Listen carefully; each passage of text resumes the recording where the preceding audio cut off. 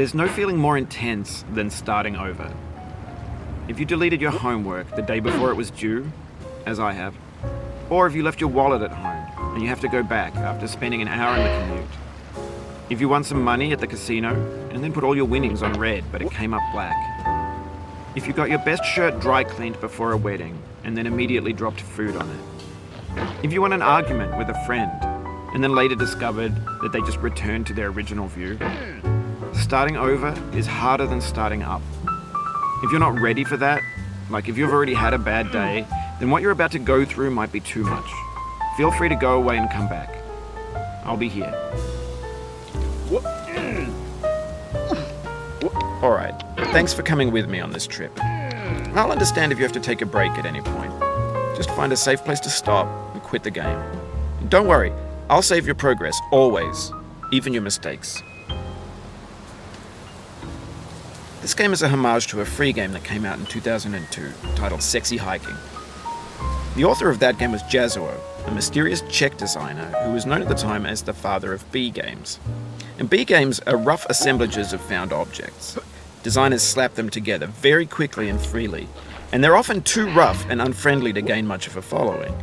They're built more for the joy of building them than as polished products. In a certain way, Sexy Hiking is the perfect embodiment of a B game. It's built almost entirely out of found and recycled parts, and it's one of the most unusual and unfriendly games of its time.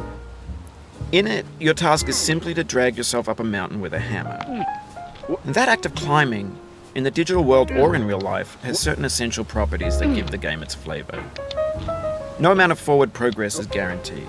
Some cliffs are too sheer or too slippery, and the player is constantly, unremittingly in danger of falling and losing everything. Anyway, when you start Sexy Hiking, you're standing next to this dead tree that blocks the way to the entire rest of the game. It might take you an hour to get over that tree, and a lot of people never got past it. Prod and you poke at it, exploring the limits of your reach and your strength, trying to find a way up and over. And there's a sense of truth in that lack of compromise. Most obstacles in video game worlds are fake. You can be completely confident in your ability to get through them once you have the correct method or the correct equipment or just by spending enough time. In that sense, every pixelated obstacle in Sexy Hiking is real. The obstacles in Sexy Hiking are unyielding, and that makes the game uniquely frustrating. But I'm not sure Jazuo intended to make a frustrating game. The frustration is just essential to the act of climbing, and it's authentic to the process of building a game about climbing.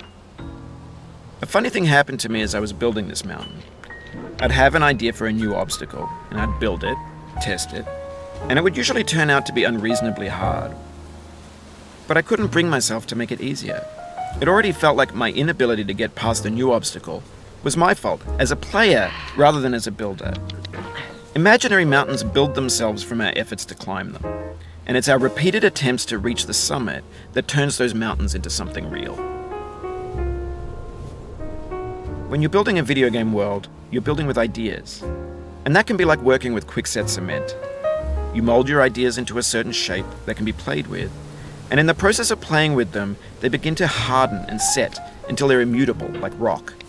And at that point, you can't change the world. Not without breaking it into pieces and starting fresh with new ideas. For years now, people have been predicting that games would soon be made out of prefabricated objects, bought in a store and assembled into a world. And for the most part, that hasn't happened, because the objects in the stores are trash. I don't mean they look bad or that they're badly made, although a lot of them are. I mean they're trash in the way that food becomes trash as soon as you put it in the sink. Things are made to be consumed and used in a certain context, and once the moment is gone, they transform into garbage. In the context of technology, those moments pass by in seconds. Over time, we've poured more and more refuse into this vast digital landfill that we call the internet. It now vastly outnumbers and outweighs the things that are fresh and untainted and unused. When everything around us is cultural trash, trash becomes the new medium, the lingua franca of the digital age. And you could build culture out of trash. But only trash culture. B games, B movies, B music, B philosophy. Maybe this is what digital culture is. A monstrous mountain of trash, the ash heap of creativity's fountain. A landfill with everything we ever thought of in it. Grand, infinite, and unsorted. Oh, you just lost a lot of progress. That's a deep frustration, a real punch in the gut.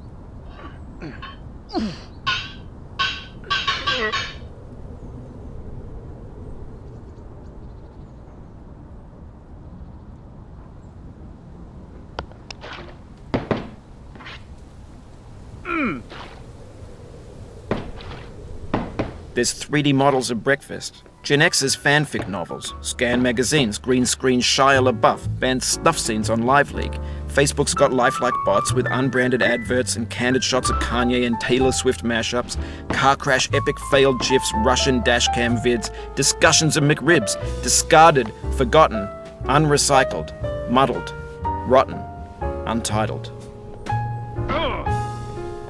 Everything's fresh for about 6 seconds, until some newer thing beckons, and we hit refresh.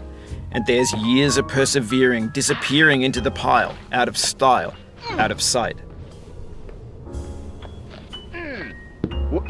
In this context, it's tempting to make friendly content that's gentle, that lets you churn through it but not earn it. Why make something demanding if it just gets piled up in the landfill, filed in with the bland things?